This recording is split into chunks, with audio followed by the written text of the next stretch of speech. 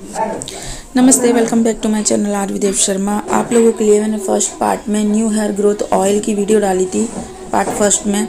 अभी ये second part है जो ऑयलिंग का है कि कैसे हमें ऑयलिंग करनी है और किस तरीके से अपने बालों को ऑयलिंग करके हम अपने बालों को बड़ा कर सकते हैं, घना कर सकते हैं और लंबा भी कर सकते हैं। तो यहाँ पर उस ऑयलिंग से तो आपको हेयर वॉश करना है। जैसे 2 घंटे पहले ऑयलिंग की, जो मैंने ऑयल बताया है आपको, वो लगाने के बाद में आपको हेयर वॉश करना। और हेयर वॉश करने के बाद में आप नॉर्मल ऑयल लगा सकते हैं, कोकोनट ऑयल लगाएं या उसमें एसेंशियल ऑयल डाल के लगाएं। जो भी ऑयल आपको लगाना है वो ऑयल आप लगा सकते हो, ठीक है। आप मेरे बालों की थिकनेस देख सकते हो कि अभी मेरे बालों की मतलब ग्रोथ स्टार्ट हो चुकी है और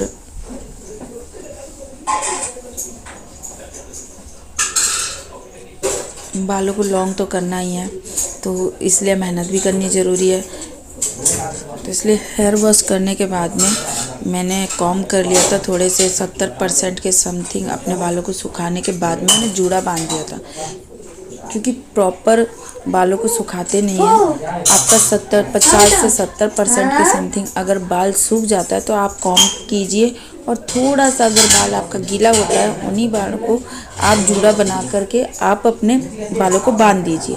उससे बालों की हेयर ग्रोथ भी बहुत ज़्यादा अच्छी होती है।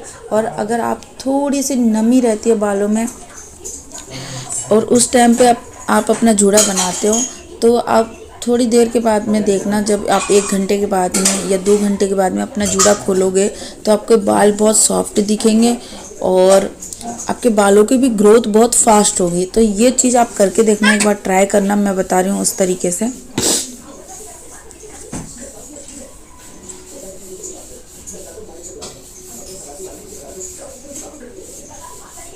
ये मेरे बालों की थिकनेस देख सकते हो आप। और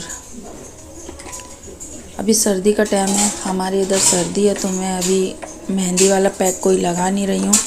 पैक अभी कम से कम 15 से 20 दिन के लिए पैक नहीं लगाना है, और थोड़ी गर्मी ज़्यादा स्टार्ट हो जाएगी तब पैक की वीडियो आएगी आप लोगों के लिए। पर अभी जो रेमेडी मैं बता रही हूँ, जैसे पार्ट फर्स्ट में बताया आपको, वो ऑयल वो आपको लगाना है वीक में 1 बार। और जो अभी आपको बता रही हूँ जैसे नॉर्मल ऑयल, वो आपको वीक में मतलब वीक में 1 बार वो लगाना है, और उसी वीक में दूसरी बार आप सिर धोते हैं तब आपको दूसरी बार वो लगाना है, ठीक है। ऐसे करना है।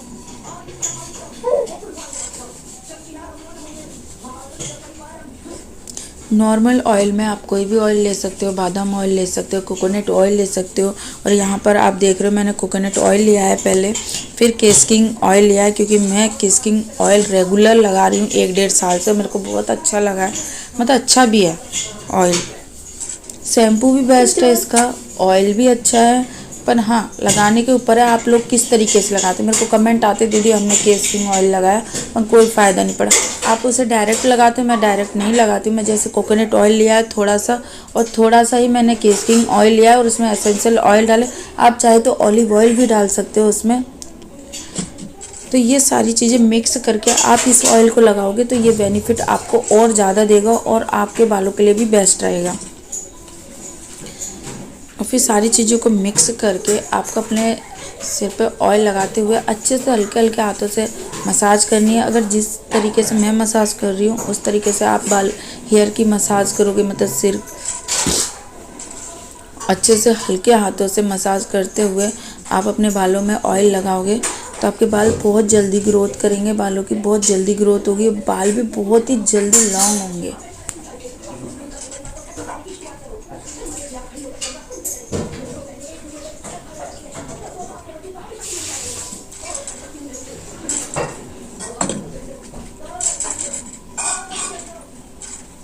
आपको पूरे बालों में ऑयलिंग करनी है अच्छे से। स्कैल्प में भी लगाना है, ये नहीं करना कि लेंथ में लगाते जाएं।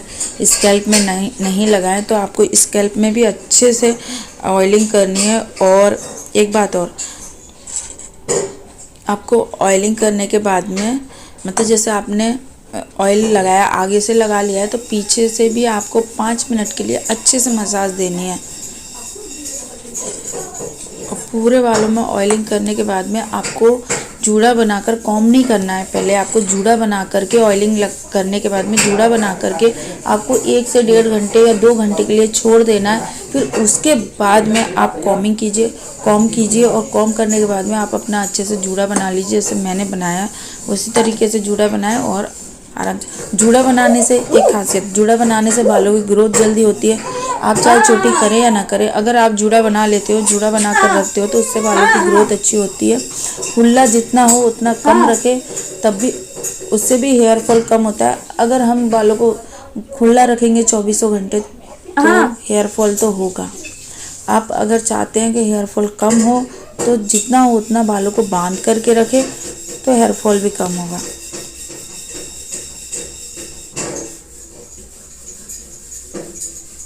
ये अपना सेकंड पार्ट है। फर्स्ट पार्ट मैंने डाल ही दिया आप लोगों के लिए। ये रेमेडी आप लोग ट्राई कीजिए, इस तरीके से ऑयलिंग कीजिए, इस तरीके से ऑयल लगाना स्टार्ट कीजिए तो बालों को आपको फ़ायदा भी मिलेगा बालों में, और आपका हेयर फॉल भी रुकेगा। और डैंड्रफ की समस्या वो तो कम होती है अगर हम ऑयलिंग करते हैं अच्छे से, तो स्कैल्प हमारी रूखी नहीं रहती है, सूखी नहीं रहती है। तो और डैंड्रफ कब होता है? जब स्कैल्प सूखी रहती है ना, तब ज़्यादा डैंड्रफ होता है।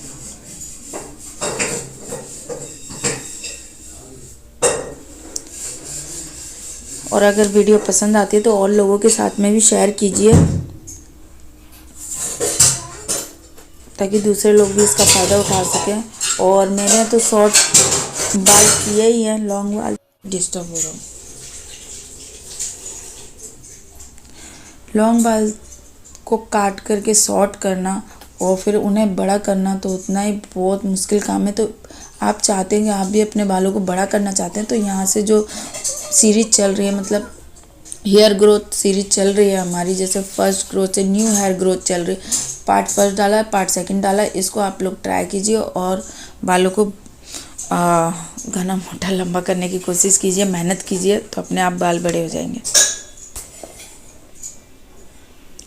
और अगर वीडियो पसंद आती है तो लाइक कमेंट एंड शेयर और subscribe my YouTube channel RV Dev Sharma.